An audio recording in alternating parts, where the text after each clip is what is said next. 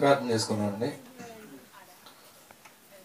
పరిశుద్ధుడ పరలోకవందన మా తండ్రి, నీ యొక్క ఘనమైన శ్రేష్టమైన నామానికి వందనాలు తండ్రి. ఈ యొక్క సమయంలో కొద్దిసేపు నీ యొక్క పిల్లలకు నీ యొక్క మాటలు చెబుతూ ఉండగా నాకు మంచి జ్ఞానాన్ని దయచేయండి తండ్రి. అలాగే వినేవారికి కూడా గ్రహించే మనసును దయచేసి ప్రతి ఒక్కరూ కూడా నీ యొక్క నిత్య రాజ్యాన్ని చేరుకునే బిడ్డలుగా ఉండటానికి సహాయం దయచేయమని యేసు పరిశుద్ధ నామమున అడిగి వేడుకొంచున్నాం తండ్రి, ఆమేన్. ప్రియమైన దేవుని వల్లరా, ఇప్పటి వరకు కూడా మరి చాలా చక్కటి మాటలు మనం విన్నామండి. అలాగే మరికొన్ని విషయాలు ఈరోజు మనం తెలుసుకుందాము. ప్రియమైన దేవుని వల్లరా, ఇక్కడ ఉన్న మనమంతా కూడా ఏదో ఒక పని చేస్తేనే మన చేతికున్న 5 వేళ్ళు కూడా నోట్లోకి వెళ్తాయండి. అంటే ప్రతి ఒక్కరు కూడా ఏదో ఒక పని కష్టపడాలండి. అలాగే ప్రారంభంలో మనం చూసుకుంటే మన ప్రారంభ ఆది దంపతులు ఆదాము హవ్వలు. వీళ్ళ యొక్క జీవితం ప్రారంభంలో ఎలా ఉందండి? వీళ్ళు కష్టపడాలా? అవసరం లేదు. చక్కగా దేవుడు ఏర్పాటు చేసిన ఏదైనా వనములో ఉంటూ ప్రతి చల్లపూట కూడా దేవునితో మాట్లాడుతూ చాలా ఆనందంగా చాలా ఆరోగ్యంగా ఉన్నారండి. ఎప్పుడైతే మరి దేవుని యొక్క ఆజ్ఞను వీళ్ళు అతిక్రమించారో అప్పటి నుంచి ఏమైందండి? మొన్న మనకి ఎగ్జామ్లో కూడా క్వశ్చన్లు వచ్చినాయి కదండి. సృష్టి పతనం, దానికి కారణాలు. అంటే ఎప్పుడైతే వీళ్ళు దేవుని యొక్క మాటను మీరారో అప్పటి నుంచి వాళ్ళకి లేదా మానవ జాతికి కష్టాలు అనేవి ప్రారంభమయ్యాయండి. అంటే ఎప్పుడైతే వాళ్ళు దేవుడు తినవద్దన్న పండును తిన్నారో అప్పుడు వాళ్ళకి దిగంబరులమని తెలుసుకుని, అంటే ఉన్న మహిమ ఊడిపోయిందండి, పోయింది. అంతవరకు ఉన్న మహిమ ఏమైపోయిందండి? పోయింది. మరి వాళ్ళ కన్నులు తెరవబడి, అంటే వాళ్ళ కన్నులు తెరవబడి అంటే వాళ్ళకి ఏమన్నా పరలోకం ఏమన్నా కనబడిందండి? పరలోకం ఏం కనబడదు.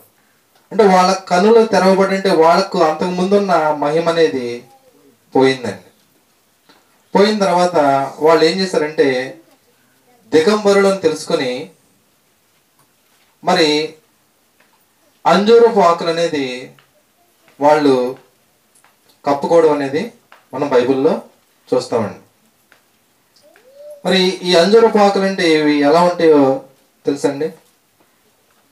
అంజూరపు ఆకులు ఇవి ఎలా ఉంటాయంటే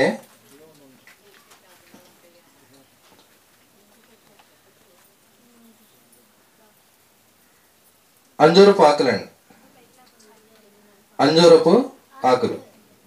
మరి ఆదాము హవ్వలు వాళ్ళ దిగంబరం అని తెలుసుకున్నప్పుడు అంజూరపు ఆకులు ఇవి ఎలా ఉంటాయంటే బొబ్బాస్ చెట్టు ఆకులు అంటే చూడండి, బొబ్బాస్ చెట్టు ఆకులు అన్నట్టుగా ఉన్నాయి. వాళ్ళు దిగంబరులను తెలుసుకున్నప్పుడు ఈ ఆకుల్ని చుట్టుకోవడం అనేది జరిగిందండి, కప్పుకోవడం అనేది జరిగింది.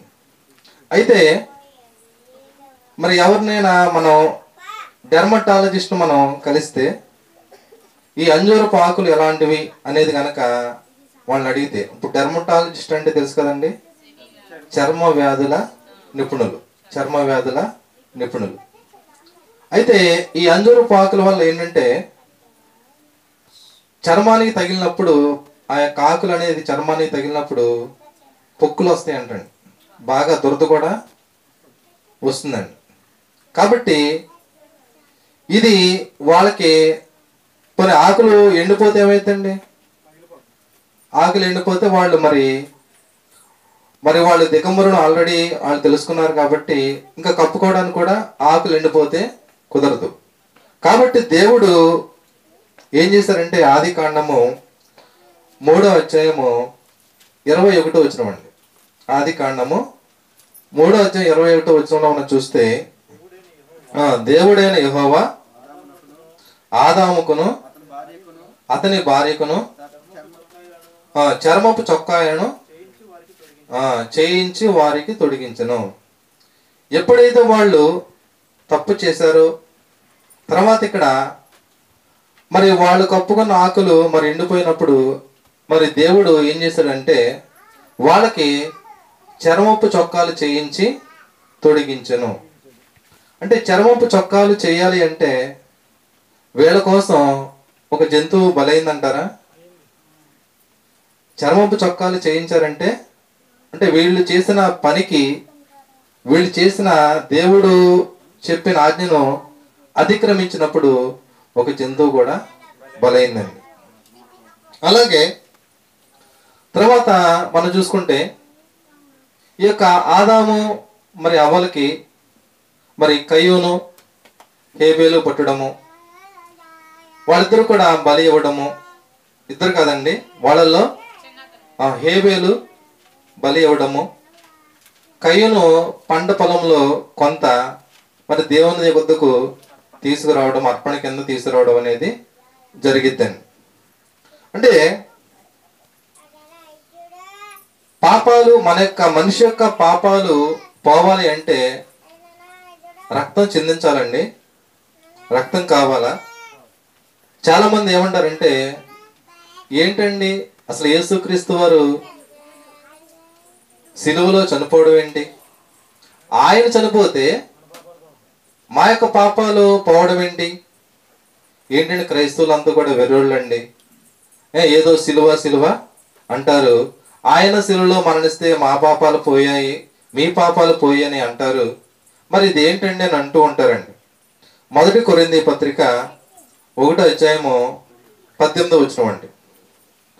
1 కొరింథీ పత్రిక 1వ అధ్యాయము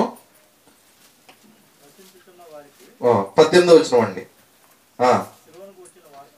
నశించుచున్న వారికి సిలువను గూర్చిన వార్త వెర్రితనము గాని రక్షింపబడుతున్న మనకు దేవుని శక్తి. ఇప్పుడు చాలండి, నశించుచున్న వారికి సిలువను గూర్చే వార్త ఎలా ఉందండి? వాళ్ళకి వెర్రితనముగా ఉందండి. క్రైస్తవులు వెర్రోళ్ళండి. క్రైస్తవులు పద్దాక సిలువ సిలువ అంటారండి. కానీ రక్షింపబడుతున్న మనకి ఎలా ఉందండి? దేవుని శక్తియు జ్ఞానమునై ఉన్నది. ఏంటంటే ఇప్పుడు మనిషి పాపం చేస్తే దేవుడు క్షమించలేడా? మనిషి పాపం చేస్తే దేవుడు క్షమించగలడు కదా. మళ్ళీ పరిశుద్ధుల రక్తం అంటారు, శిలువ మరణం అంటారు. ఇవన్నీ ఎందుకండి? అసలు దేవుడు వెలుగు కలుగును కాకంటే కలగలేదా మొదటి రోజు? ఆకాశం కలుగును కాకంటే కలగలేదండి రెండో రోజు? అలాగే భూమి అన్ని రకాల మొక్కలు కలుగును కాకంటే కలగలేదండి మూడో రోజు? సూర్య చంద్ర నక్షత్రాలు కలుగును కాకంటే 4వ రోజు కలగలేదండి? జలచరములు పక్షులు కలుగును కాకంటే కలగలేదండి 5వ రోజు? అలాగే పక్షులు, పురుగులు, అడవి జంతువులు, ఆదాము అవ్వలు కలుగును కాకంటే కలగలేదండి? ఆదాము అవ్వలు కాదండి, మిగిలిన మొత్తం కలుగును కాకంటే కలిగినాయి. మరి ఆదాముని మరి దేవుడు నేలమండుతో నరుని నిర్మించడం అనేది జరిగిద్దండి. మరి ఇక్కడ కలుగును కాకంటే అన్ని కలిగినాయి కదా. దేవుడు మీ పాపం పోవును గాక అంటే పాపాలు పోవండి? పాపాలు పోవా? ఇదంతా ఇంత ప్రాసెస్, మళ్ళీ యేసుక్రీస్తు రావడము, శిలువ మరణం పొందడము, ఆయన మన పాపాల కోసం ఆయన బలవటి, ఇదంతా ఏంటండి అని కొంతమంది మాట్లాడుతుంటారండి. అంటే దేవునికి అసాధ్యం కానిది ఏది లేదని మీరే అంటారు కదా. మరి దేవునికి ఇది సాధ్యమే కదా. మరి మీ పాపం పోవును కాకంటే పోదు కదా, ఎంత ప్రాసెస్ ఎందుకండి, ఏదో చెప్పేస్తున్నారు మీరు అని చాలామంది అనుకుంటున్నారండి. అయితే దీని గురించి మనకు అర్థం కావాలి అంటే మనకి దేవుని యొక్క లక్షణాలు అనేది తెలియాలండి. దీని గురించి మనకు అర్థం కావాలంటే దేవుని యొక్క లక్షణాలు అనేది తెలియాలి. యోహాను సువార్తలో మనం చూసుకుంటే దేవుడు ప్రేమ స్వరూపి అని ఆయన అంటారండి. దేవుడు ప్రేమ స్వరూపి. దేవుడు ఎలాంటి వాడండి? ప్రేమ స్వరూపి. అలాగే ఇర్మియా గ్రంథము 31వ అధ్యాయము 3వ వచనం అండి. ఇర్మియా గ్రంథము 31వ అధ్యాయము 3వ వచనం. యెహోవా నాకు ప్రత్యక్షమై ఇట్లనెను, శాశ్వత ప్రేమతో నేను చాలండి, శాశ్వత ప్రేమతో నేను నిన్ను ప్రేమించుచున్నానని దేవుడు అంటున్నాడండి. ఎలాంటి ప్రేమ అండి? శాశ్వత ప్రేమతో దేవుడు మనల్ని ఏం చేస్తూ ఉన్నాడండి? ప్రేమిస్తూ ఉన్నాడు. ప్రేమ అనగానే మరి ఏమంటారంటే, ఈ ప్రేమ గుర్తుగా చాలా మంది తాజ్ మహల్ ని గిఫ్ట్ కింద ఇస్తూ ఉంటారండి. ప్రేయసీ ప్రియులకి తాజ్ మహల్ అనేది గిఫ్ట్ కింద ఇస్తూ ఉంటారు. తాజ్ మహల్ ఎవరు కట్టారు? షాజహాన్. ఎవరి కోసం కట్టారు? తన భార్య అయిన ముంతాజ్ బేగం కోసం, ముంతాజ్ కోసం. భార్య అంటే ఆయనకి ఎంతో ప్రేమ అండి. మరి నిజంగా ఆయన ప్రేమ చాలా వెలకట్టలేనిదండి.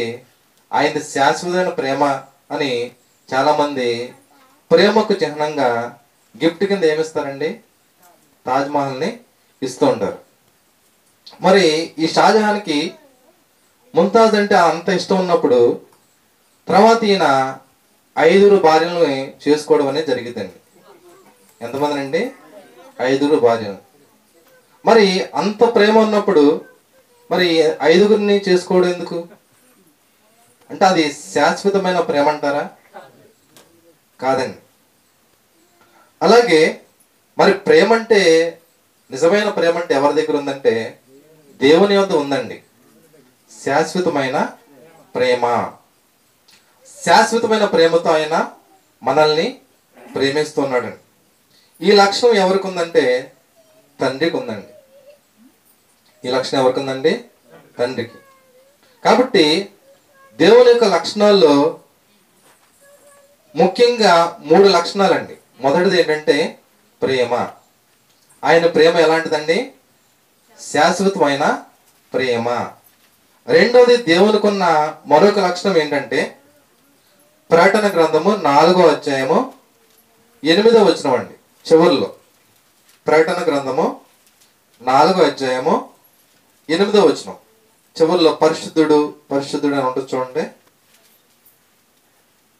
ప్రకటన గ్రంథము 4వ అధ్యాయము 8వ వచనం చదవండి. సర్వాధికారి అయిన దేవుడకు ప్రభువు పరిశుద్ధుడు పరిశుద్ధుడు పరిశుద్ధుడని మానక రాత్రి మగళ్ళు చెప్పుచుండెను.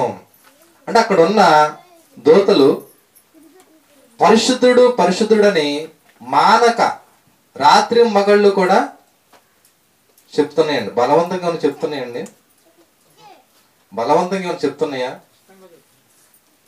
ఆయన గురించి తెలుసుకుని ఆయన ఎలాంటి వాడు వాడికి తెలుసు కాబట్టి పరిశుద్ధుడు పరిశుద్ధుడని రాత్రి మగళ్ళు కూడా చెప్తున్నాయి అంటండి. మనవారు మామూలుగా అయితే బలవంతంగా చెప్పించుకుంటారండి.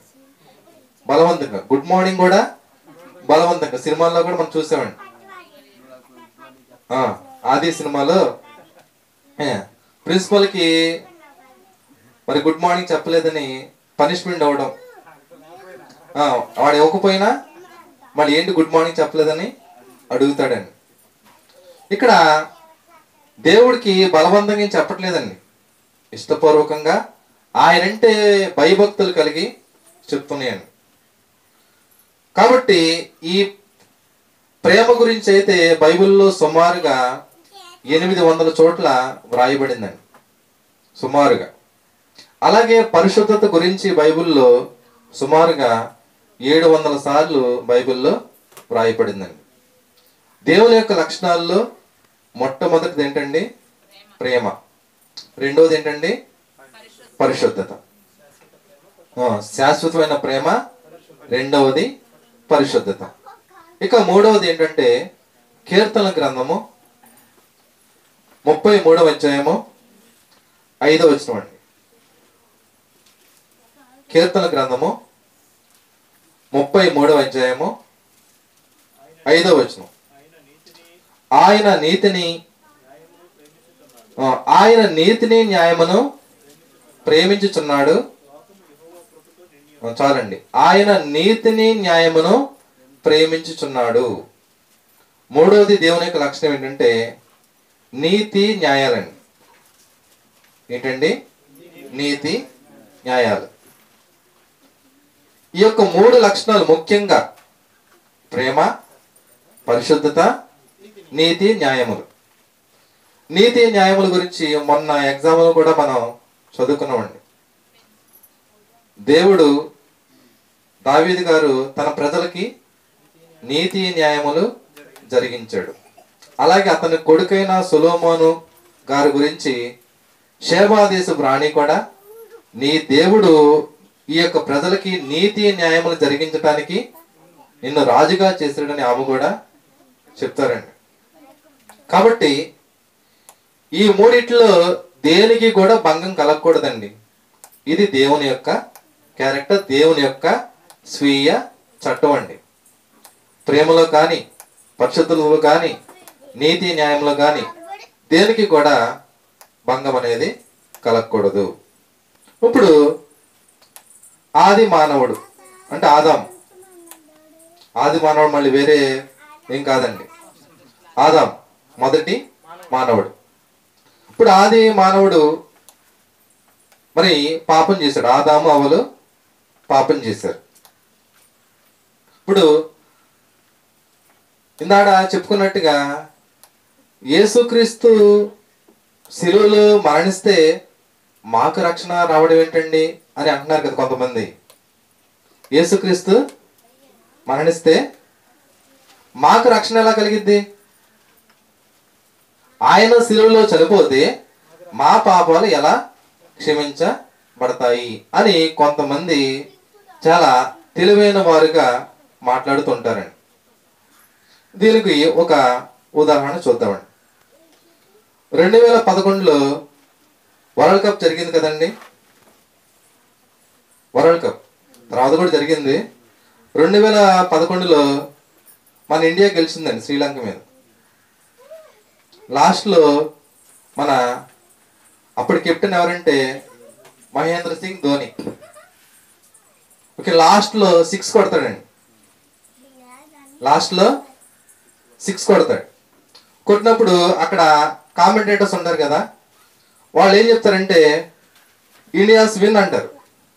అంటే ఇక్కడ ఇండియా గెలిచింది. ఆడింది ఎవరు? 6 కొట్టింది ఎవరు? ధోని. అలా ధోని గెలిచాడు. ధోని టీం 11 మంది కూడా గెలిచారంటున్నారా? ఇండియా మొత్తం కూడా గెలిచిందా? క్రికెట్ గురించి అసలు తెలియని వాళ్ళు కూడా గెలిచినట్టే, అవునా కదండి? క్రికెట్ గురించి అందులో రూల్స్ గురించి తెలియని వాళ్ళు కూడా నువ్వు నేను ప్రతి ఒక్కళ్ళు, చిన్నపిల్లోడు కూడా ఆ బాల్ అంటే ఏంటో తెలియని వాడు, బ్యాట్ అంటే ఏంటో తెలియని వాడు, వికెట్లు అంటే ఏంటో తెలియని ప్రతి వాడు కూడా ఏమైనట్టండి? గెలిచినట్టు. అంతేనే కదండి, గెలిచినట్టే. మొదటి సమూయేలు గ్రంథంలో మనం అంతకుముందు మనం నేర్చుకున్నాం. ఇశ్రాయేలీయులకి ఫిలిష్తీయులకి మనం యుద్ధం జరిగేటప్పుడు మరి ఫిలిష్తీయుల్లో మంచి ఆజానుబాహుడు, మంచి వీరుడు, సూర్యుడు ఎవరండి? గొలియాతు. గొలియాతును చూసి అందరూ కూడా బాగా భయపడిపోతూ ఉంటారు. సౌలు కూడా భయపడిపోతూ ఉంటే మరి గొలియాత్ ఏమంటాడంటే ఇశ్రాయేల్ దగ్గరికి వచ్చి, ఇప్పుడు మీకు మాకు ఇలా అందరూ కొట్టుకోవడం ఇలా ఉండదు కాదు, మీలో ఎవరైనా ఒక్కడు వచ్చి నన్ను గెలవండి, నన్ను గెలిస్తే మా ఫిలిష్తీయులు మొత్తం కూడా ఓడిపోయినట్టే, లేదు నేను మీలో ఎవరినైనా జయిస్తే మీ అందరు కూడా మాకు దాసులు అవ్వాలి అని చెప్తాడండి. అంటే ఇక్కడ ఈ విధంగా మనం చూసుకుంటే, అంటే ఒక్కళ్ళు ఓడిపోతే అందరూ ఓడిపోయినట్టుగా, ఒక్కరు గెలిస్తే అందరూ కూడా గెలిచినట్టుగా, మరి ఒకరి కోసం అంటే యేసుక్రీస్తు వారు శిలువలో మరణించడం ద్వారా మనందరికీ కూడా ఏం కలిగిందండి? రక్షణ అనేది కలిగింది. అయితే ఇప్పుడు ఇక్కడ సాతాను ఆదాము దగ్గరికి వచ్చినప్పుడు ఆదాము ఓడిపోయాడండి. ఆదాము ఓడిపోయాడు. మరి ఆదాము ఓడిపోయాడు కాబట్టి మనందరం కూడా ఏమైనట్టు? ఓడిపోయినట్టే. ఆదాము పాపం చేశాడు కాబట్టి మనందరం కూడా అదేంటండి మేము పాపం చేసినట్టేంటి? మరి క్రికెట్లో 11 మంది క్రికెట్ గెలిస్తే దేశం మొత్తం గెలుస్తుందని ఎందుకంటున్నాం? అంతే కదండి. కాబట్టి ఇక్కడ ఆదాము ఓడిపోయాడు, ఆదాము పాపం చేశాడు కాబట్టి మనందరం ఓడిపోయాం కదా. అయితే ఇప్పుడు ఆదాముని ఏం చేయాలండి? ఆదాముని ఏం చేయాలి? నరకానికి పంపించాలి. ఆదాముని ఏం చేయాలండి? నరకానికి పంపించాలి. నరకానికి పంపించేటప్పుడు దేవుడి దగ్గరికి ఒకటి వచ్చి అడ్డుపడిపోయిందండి. దేవుని వద్దకు ఒకటి వచ్చి దేవుని వద్దకు ఒకటి వచ్చి అడ్డుపడిపోయింది. అదేంటంటే ప్రేమండి. దేవుని వద్దకు ఏమొచ్చి అడ్డుపడిందండి? ప్రేమ. ఏంటండి? ప్రేమ వచ్చి అడ్డుపడింది. ఎందుకని? ఇది దేవుని యొక్క లక్షణం అండి. దేవుని యొక్క ముఖ్యమైన 3 లక్షణాలు మొదటిది ఏంటండి? ప్రేమ.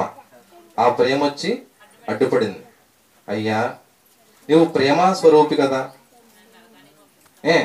నువ్వు ప్రేమ స్వరూపుడు అందరూ అంటున్నారు కదా, శాశ్వతమైన ప్రేమతో నన్ను ప్రేమిస్తున్నావు కదా, నన్ను నరకానికి పంపించడం ఏంటి?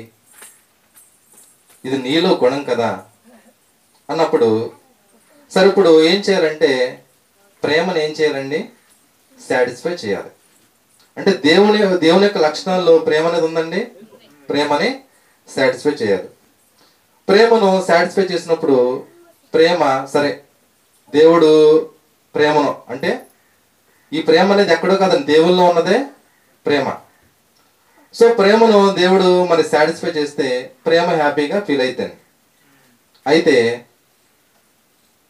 దేవుల్లో మరొక లక్షణం ఏంటంటే రెండోది పరిశుద్ధత. ఏంటి రెండోది? ఏంటండి? పరిశుద్ధత.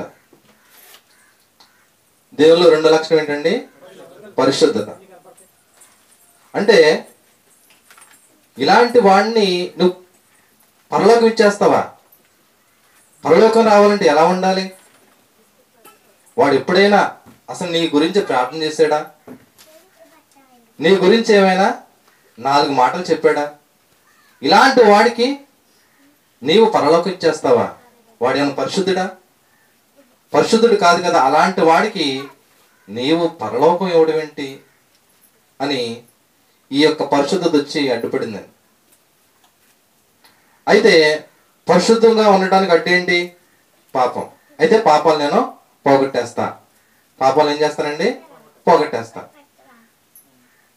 అయితే సరే ఇలా అన్నప్పుడు పరిశుద్ధత కూడా సాటిస్ఫై అయిందండి. ప్రేమ సాటిస్ఫై అయింది, పరిశుద్ధత కూడా సాటిస్ఫై అయిందండి.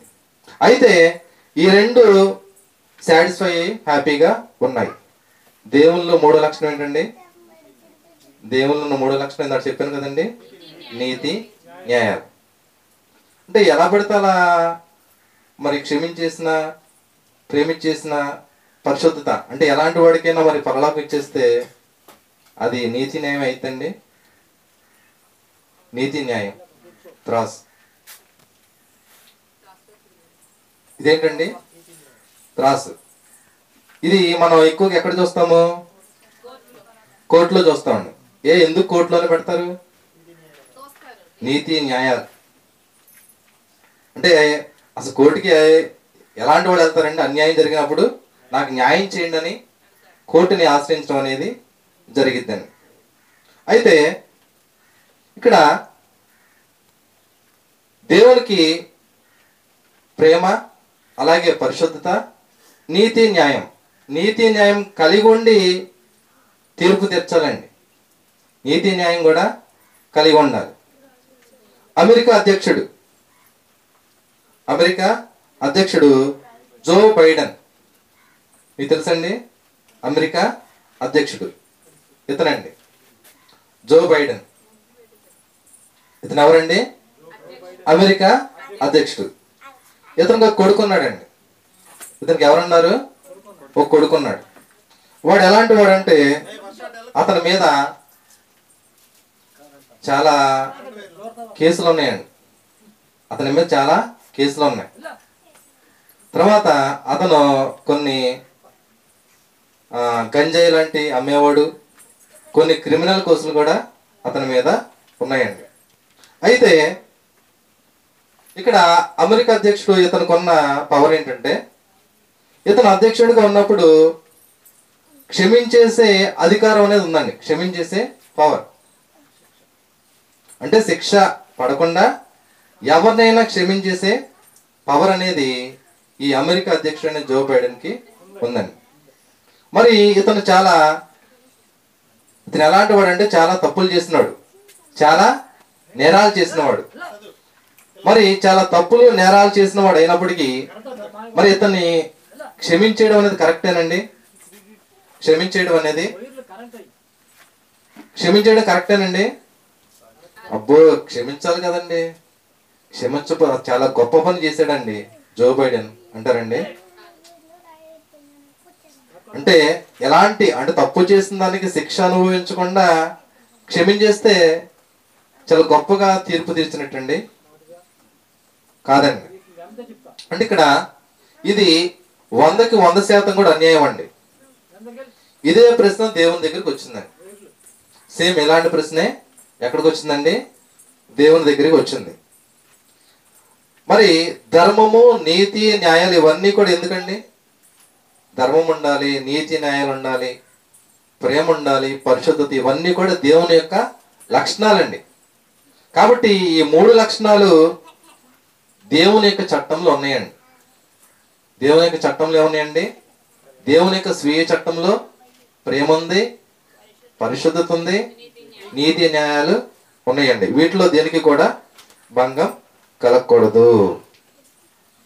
మరి ఊరకనే క్షమించేస్తే ఆదాం తప్పు చేశాడు, సరే ఫస్ట్ టైం కాబట్టి నేను వదిలేస్తాన్నాడా? చాలా మంది మనం ఇలా చెప్తూ ఉంటాం, ఫస్ట్ టైం కాబట్టి సరే వదిలేస్తున్నా. కానీ ఇక్కడ దేవుడు ఊరకనే క్షమించలేదండి. వాడు శిక్ష వేసాడో లేదండి?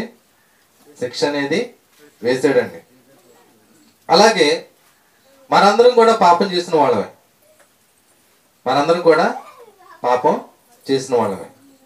మరి మనందరం చేసిన పాపాలకి మనల్ని ఏం చేయాలి?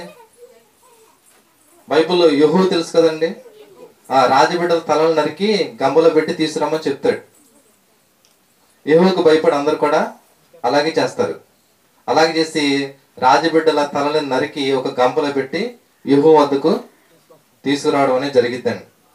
కాబట్టి మరి మనం కూడా దేవుని దృష్టిలో పాపం చేసిన వాళ్ళమే కదండి. కానీ దేవుడు మనకు ఒక ఆప్షన్ ఇస్తున్నాడండి. ఎగ్జామ్లో మార్చిలో ఎగ్జామ్ ఫెయిల్ అయినప్పుడు వాళ్ళకి ఏముంటుందండి? సప్లిమెంటరీ ఉంటుందండి. సప్లిమెంటరీ ఎగ్జామ్ అనేది ఉంటుందండి. అంటే ఇక్కడ దేవుడు కూడా సర్వోన్నతుడైన యేసుక్రీస్తు ద్వారా మనకు ఒక అవకాశం అనేది ఇస్తున్నాడండి. యేసుక్రీస్తు ద్వారా మనకు ఒక అవకాశం అనేది దేవుడు ఇస్తున్నాడండి.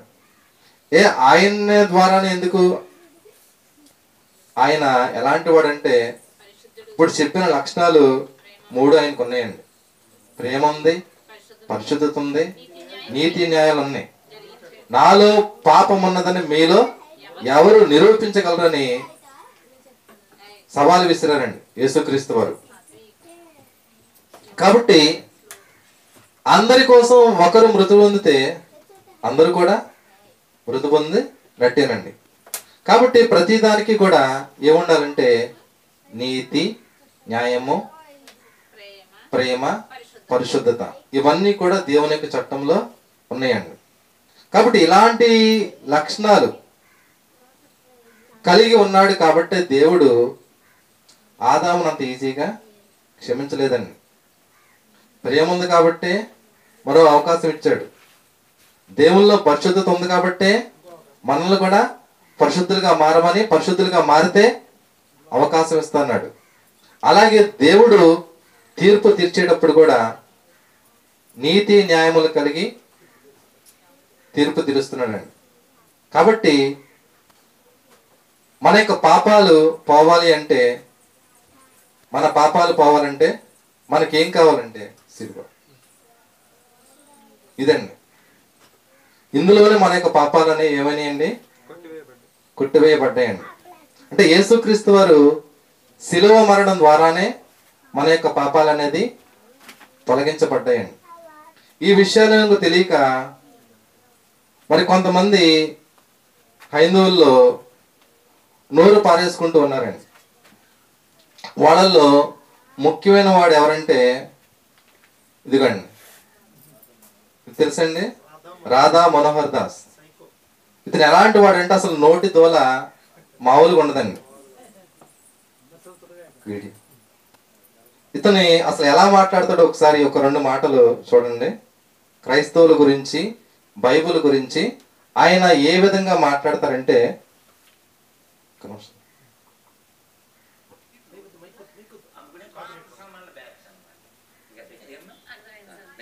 ఇప్పుడు ఇంతకీ నువ్వు తిరగేసావా? ఒక పాయింట్ చదవగలవా? ఒక స్త్రీగా అలాగున లోతు యొక్క 2 కుమార్తెలు తమ తండ్రి వలన గర్భవతులైనారు. అక్రమ సంబంధాలు కలిగి ఉన్నారని 2 పట్టణాల ప్రజలను నాశనం చేసిన దేవుడు అదే పట్టణపు కూతుర్లను తండ్రితో వ్యభిచారం చేస్తే ఎందుకు వదిలేశాడు? అది ఓకేనా? లోతు అని ఒక క్యారెక్టర్ బైబిల్లో, అదో క్యారెక్టర్ పేరు లోతు. లోతుకి ఎందుకంటే వెళ్దాం. యాక్చువల్గా బైబిల్లో ఉండేది లోతు, బైబిల్లో ఉండేది బూతు. No truth, that is not at all path. Okay, ఇప్పుడు బైబిల్లో ఉండేది బూతు అన్నారు. నిరూపిస్తా. ఇప్పుడు వేదాల్లో ఉండేది నువ్వు చదివి చెప్పు. ఇప్పుడు ఈ స్టెప్ డిస్కషన్ ఎందుకు వచ్చింది మనకి? రాబట్టి కదా. చూడండి, ఇందులో కన్నా చూస్తే ఏమంటాడండి వీడు? బైబుల్ అనేది బూతు, అందులో లేదు ట్రూత్, అంటే అందులో నిజం లేదంటండి. ఇంకోటి ఏం చెప్తున్నాడంటే, ఇప్పుడు మనం ఏదన్నా ఒక వస్తువులు ఏదన్నా సరుకులు కొనుక్కోవాలంటే డిమార్ట్కి వెళ్తాం కదా. డిమార్ట్కి వెళ్ళినప్పుడు వాళ్ళు కొనేదాన్ని బట్టి ఒక 1000 రూపాయలు కొనొచ్చు, ఒక 100 రూపాయలు కొనొచ్చు, లేదా ఒక చిన్న విక్స్ బ్రాండ్ తీసుకుని వచ్చేయచ్చు. ఏమీ కొనకుండా కూడా వచ్చేయచ్చు. అది మన ఇష్టం.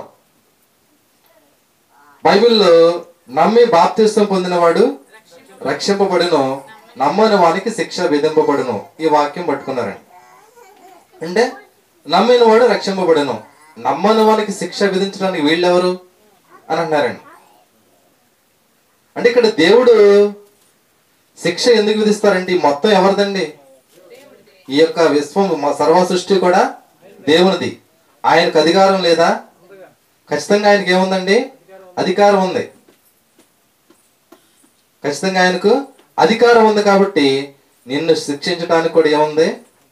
దేవునికి అధికారం అనేది ఉంది. ఈ సర్వ సృష్టి దేవునిది అయితే దేవునికి అధికారం లేదని ఎలా అంటున్నాడు?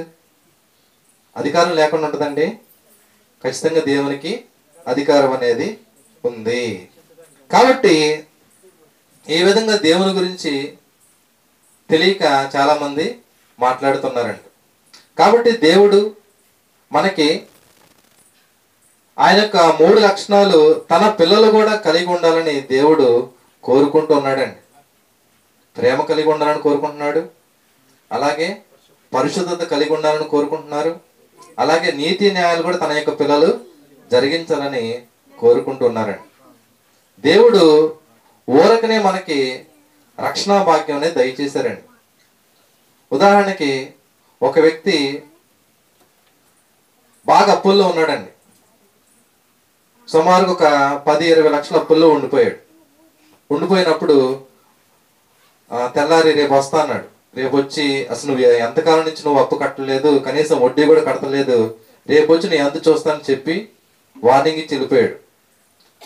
తర్వాత అప్పు తీసుకున్న వాడు బాగా భయపడిపోతూ, అమ్మో రేపు వాడొస్తే మరి అందరి ముందు నా పరువు తీసేస్తాడేమో, గట్టి గట్టి కలుస్తాడేమో, నా పరువు పోద్ది, చుట్టుపక్కల వాళ్ళు ఏమనుకుంటారు అని బాగా భయపడిపోతూ ఉన్నప్పుడు ఒక వ్యక్తి వచ్చి, నీవు 10 లక్షలు తీసుకున్నావు కదా, వాడి 10 లక్షలు దానికి ఎంతైతే వడ్డీ అయిందో ఆ వడ్డీ మొత్తం కంప్లీట్గా తీసి నీ యొక్క అప్పు మొత్తం అతను కట్టేశాడు, నువ్వు హ్యాపీగా ఉండని చెప్పాడండి.